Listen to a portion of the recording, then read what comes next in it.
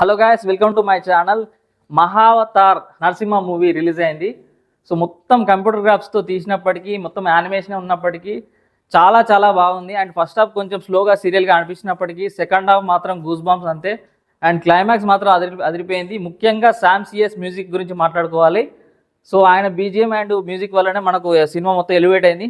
First హాఫ్లో కొంచెం అంటే ఏదైతే పోర్షన్ ఉందో హిరణ్యకశ్యపుని అండ్ నార్మల్ జనాలది కొంచెం వాళ్ళు ఎక్కువ ఫోకస్ పెట్టలేదు అనిపించింది. అండ్ ఇది హౌంబెల్ ఫిలిమ్స్ ఏదైతే కేజీఎఫ్ లాంటి మూవీస్ నిర్మించిన సంస్థ ఉందో వాళ్ళు నిర్మించిన సినిమా ఇది.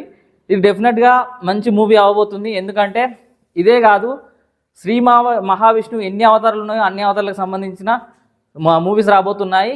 ఎంసీయూ మహా అవతార్ సినిమాటిక్ యూనివర్సిటీ అని చెప్పి సో మొత్తం సీజీ వర్క్స్ తోటి సినిమాలు రాబోతున్నాయి ఒకటి తర్వాత ఒకటి. ఇది ఫస్ట్ సినిమా మహా అవతార్ నరసింహ సినిమా. సో భక్తి దేవుని నమ్మే ప్రతి ఒక్కరూ సినిమాకి వెళ్ళండి. సినిమా అయితే బాగుంది. సో నన్ను నమ్మి వెళ్ళండి, మీరు మంచి ఎక్స్పీరియన్స్ తోటి బయటకు వస్తారు.